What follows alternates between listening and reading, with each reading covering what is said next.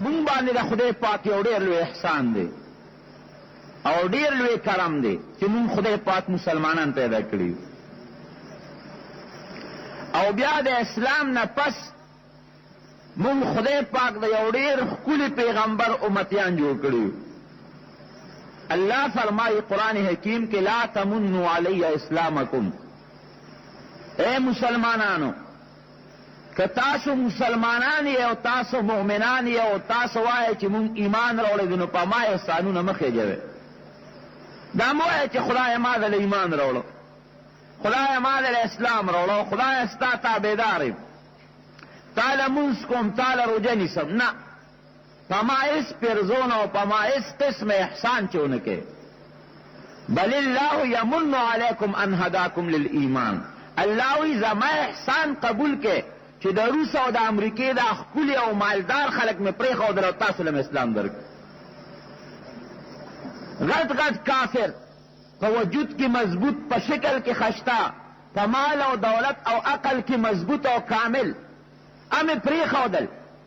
او تاسو مې مسلمانان کړه او بیا په مسلمانۍ کې مې د آخرې زمانې د پیغمبر امتیان جوړ کړي. نو تاسو زما احسان قبول کې، زما پیرزونه قبوله کې، ما باندې د خپل اسلام او د خپل تابعدارۍ احسانونه مه کوئ. یقیني خبره ده چې دا د خدای پیرزون او د خدای احسان دی. که مونږ هندوستان کې پیدا کړو یا په امریکا کې او یا په روس کې پیدا کړو نو مونږ خدای سره جنګ کولی شو. هماغې خلکو چې کم کفر کو ابه مونږ هم کو. که مونږ یې د موسی علیه السلام امت پیدا کړو یا د عیسی علیه السلام امت پیدا کړو یا د ابراهیم علیه السلام قوم پیدا کړي نو مونږ خدای سره جګړې نشو کولی. مونږ یې د هغه پیغمبر امتیان جوړ کړو چې د کم پیغمبر په امت پسې د بني اسرائیلو پیغمبران ورمنونه کړي دي. دا ډېر لوی فخر دی. کنتم خیر امة اخرجت للناس. خدای پاک قرآن حکیم کې گواہی ورکوي چې ستاسو نه بهترین امت بل نشته، په دې شرط چې تاسو د نبی علیہ السلام په نقش قدم روان شئ، امر بالمعروف او نهی عن المنکر وکړئ، چې دا د نبی علیہ السلام نقش قدم دی. نو دا د خدای ډېر لوی احسان دی چې موږ له خدای یو ډېر لوی پیغمبر را کړی دی. ټول پیغمبران د عظمت دي، ټول پیغمبران د لوی او د قدر خاوندان دي، خو زموږ پیغمبر سید الانبیاء والمرسلین دی، د ټولو پیغمبرانو سردار. یو د خدای نه مرتبه کمه لري، نور په ټولو انسانانو کې او په ټولو فرشتو کې د ټولو فرشتو نه دا زموږ د عقایدو مسله ده او د ټولو انبیاو نه د نبی کریم صلی الله علیه وسلم مرتبه زیاته ده. عصمت خدای پاک دومره پیغمبر علیه السلام له ورکړی دی چې په مخ د ځمکه دومره لویي او دومره برکت بل چا له خدای نه دی ورکړی. نبی کریم صلی الله علیه وسلم مثال لکه د نور دی او دا قاعده ده چې نور راخیږي نو نور چېرته وروستو راخیږي او د سبا نه د هغې دا پلوشې او دا رڼاګانې په دنیا باندې خورې شي. نور خو ډېر وروستو راخیږي، د سهار مونځ چې کې په رڼا کې د سبا د خطو سره رڼا شروع شي، یو بل پکې وینې او ښه پکې ګرځې، د شپې تیاره ختمه شي. حالانکه نور ګنټه یوه نیمه پس راخیږي، لیکن د نور هغه شغلې او د نور هغه پلوشې د نور د خطو نه مخکې په دې فضا کې خورې شي. دارنګې د دواړو جهانو سردار نبی کریم صلی الله علیه وسلم لا جهان ته تشریف نو راوړی، دنیا ته را راغلی نو چې د هغې هغه پلوشې او د هغې هغه شغلې په دې ټول جهان باندې خورې وې. او خدای پاک ذوالجلال دومره لویي نبی علیہ السلام له ورکړې وه، دومره لویي خدای ته ښه پته وه او پیغمبرانو ته هم ښه پته وه چې آقا انعامدار خاتم النبیین اخیری پیغمبر دی. لیکن دا خدای ته پته وه چې د آدم علیہ السلام زمانه کې به پیغمبر علیہ السلام نه راځي، ابراهیم علیہ السلام دور کې به نه راځي، د نوح علیہ السلام دور کې به نه راځي، د موسی علیہ السلام دور کې به نه راځي، د عیسی علیہ السلام دور کې به نه راځي، د ټولو پیغمبرانو نه به وروستو راځي. ځکه د ټولو پیغمبرۍ او د رسالت خاتمه په نبی علیہ السلام ده. الله تم پته وه او د خدای پیغمبرانو تم پته وه، لیکن عظمت ته وګوره، خدای هر پیغمبر ته چې وحی را لېږلې ده نو الله سوی قرآن حکیم کې وَإِذْ أَخَذَ اللَّهُ مِيثَاقَ النَّبِيِّينَ آدم علیہ السلام نه د نوح علیه السلام او هر پیغمبر نه خدای وعده اخیستې ده، هر پیغمبر نه وعده ده. هغه څه ده چې زه به دله یو کتاب را لېږم، وحی به در کوم، یو قانون به دله را لېږم، او د هغې نه پس به زما یو ښکلی پیغمبر راځي،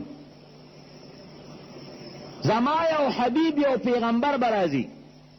محمد رسول الله صلی الله علیه وسلم. دا نوم علم چې تاسو لږ بار بار درود وایئ او لږ ویښ ناست یو ښکلی پیغمبر به راځي. دغه پیغمبر آدم علیه السلام ته وایي چې که ستا دور کې راغی لتؤمنن به، ایمان به پرې راوړئ، ولتنصرنه، امداد به م ورسره کوي. نوح علیه السلام ته وایي که ستا دور کې راغی اے نوحه په هغه به ایمان راوړئ، امداد به م ورسره کوي. ابراهیم علیه السلام او موسی علیه السلام او عیسی علیه السلام ټولو ته وایي که ستاسو دور کې راغی، راځي خو نه راځي به وروستو، که بالفرض ستاسو په دور کې دا پیغمبر راغی نو تاسو به امتیان به او ابم پیغمبر ایمان به پرې راوړئ. او ولتنصرنه، که دغه پیغمبر د دشمن مقابله کې پاسي نو امداد به م ورسره کوئ. وایه دې نه لوی عظمت بل کیدی شي؟ نبی علیه السلام لا دنیا ته راغلی نه دی، لا پیدا نه دی، او د پیدایش نه مخکې، ځکه خو نبی علیه السلام فرمایي، حدیث دی د مشکات شریف او بخاري کې مسلم کې مشته، چې زه هغه وخت کې موجودم كنت نبیا و آدم بین الماء والطین، آدم علیه السلام لا د اوبو د خټې منځ کې پروت و، لا پیدام نو، او زه هغه وخت کې د خدای پیغمبر وم. نو دومره لوی عظمت والا پیغمبر چې د پیغمبرانو نه خدای د ایمان وعده ولا اخلي او د پیغمبرانو نه ولا خدای د امداد وعده اخلي، یقیني خبره ده چې دومره لوی پیغمبر دنیا ته تشریف راوړي، هسې د معمولي انسان راتلل نی. نو نبی علیه السلام چې جهان ته راته لکه نور غوندې مخکې پلوشي او شغلې ته روانې شو. هغې دور کې دا ستوري به شلېدل، د ستورو نه به دا شغلې ختې او دا ستوري به بلکل نیمېدل په دې منځ باندې، اسمان کې یو پړق پړوق به جاهلیت چې کم زور کړی په دغه دور کې، کافران خپل راغون شو د نبی علیه السلام د پیدایش نه مخکې. یو میټینګ یې وکړو، یو اجلاس یې وکړو، وی یاره راځئ دا بت پرستي ډېره عامه شوې ده او دا فحاشي او بدعملي او غلا او ډاکې ډېرې عام شوي دي، د دې لپاره یو فیصله کوو چې دا ختمه شي. مخکې نه خلکو کې ښه اخلاق شروع کېدل شروع شو. کاهنانو د پیغمبر علیه السلام متعلق خبرونه شروع کړل چې د آخر زمانې پیغمبر چې کوم دنیا ته راتلونکی دی هغه دقه دور دی او قریب راتلو والا دی.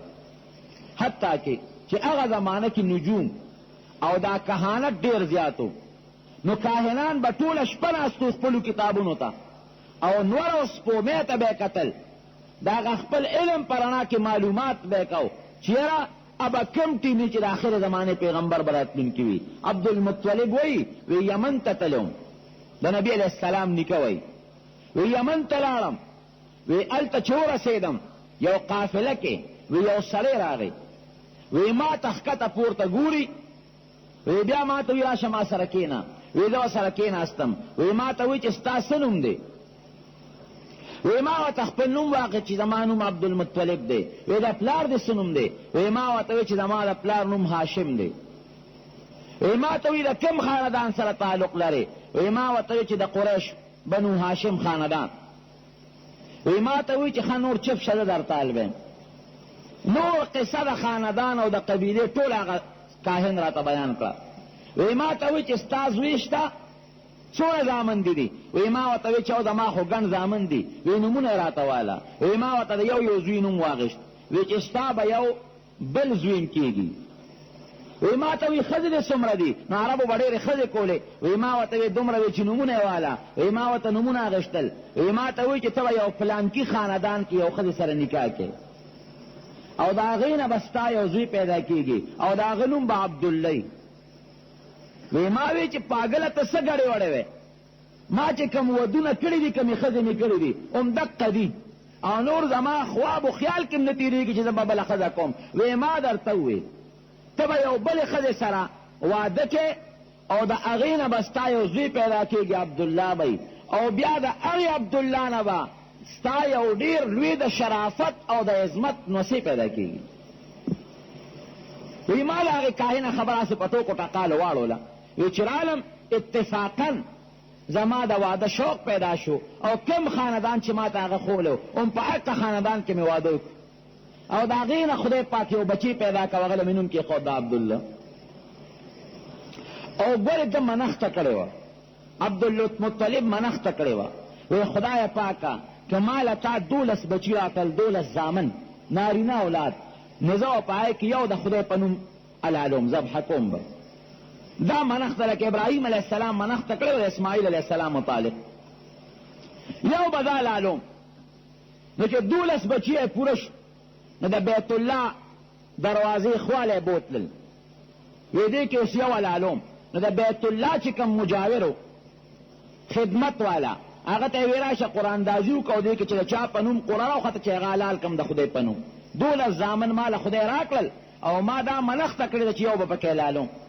چې قراندازي وکړله د عبدالله په سر راوخته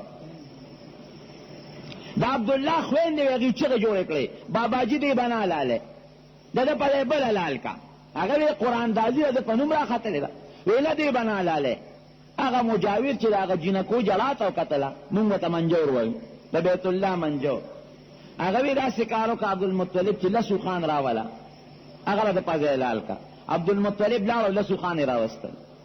وی داسې وکړه چې د بي اوخانو او د عبدالله مینځ کې اوس قراندازي وکړه چې پته ولګي چې د چا باندې قراندازي راخېږي ځکه د خدای په نوم مې منښته کړې چې بیا قراندازي وکړه بیا د عبدالله په سر راوخته بیا ورته هغه منجور وی 20 خان راوله او عبدالله هم راوله بیا 20 خان راوستل چې بیا قراندازي وکړه بیا د عبدالله په سر راوخته بیا وی 20 خان راوله 20 راوستل بیا عبدالله کېنو چې بیا قراندازي وکړه بیا د عبدالله په سر راوخته او خان 100 ته ورسېدل لس به زیاتېدل او قراندازۍ کې به نوم د عبدالله راخته چې 100 ته خان ورسېدل 100 خان یو خوا عبدالله بل طرف ته چې بیا کله قراندازي شوه په 100 خانو راوخت عبدالله پاتې شو نبی کریم صلی الله علیه وسلم به فخر کو مشکات شریف کې حدیث دی چې انا ابن الذبیحین زه د هغې 2 کسانو ما ته فخر حاصل دی چې زه د هغې 2 کسانو په اولاد کې چې 2 کسان دواړه د خدای په نوم نظر شوي دي او د دواړو مریو الالول د خدای په نوم باندې وقف شوي دی او خدای بچ کړي دي یو اسماعیل علیه السلام نور پیغمبران د ابراهیم علیه السلام او د اسحاق علیه السلام په اولاد کې او اسماعیل علیه السلام په اولاد کې د دواړو جهانو پیغمبر لکه ما چې دا کم آیات ولستو نو ابراهیم علیه السلام بیت الله جوړی او د بیت الله د جوړولو نه پس دعا کوي اسماعیل علیه السلام په امین وی نو خدای پاکه مونږ له اولاد راکړي ابراهیم او اسماعیل دواړو له یو بچی مونږ له راکړي چې دا بیت الله آباد کی نبی علیہ السلام فرمایي زه د ابراهیم علیہ السلام دویم ابراهیم علیہ السلام 1400 کاله مخکې دعا کړې ده او هغه دعا خدای پاک د نبی کریم صلی الله علیه وسلم په حق کې 1400 کاله پس قبوله کړې ده او د دواړو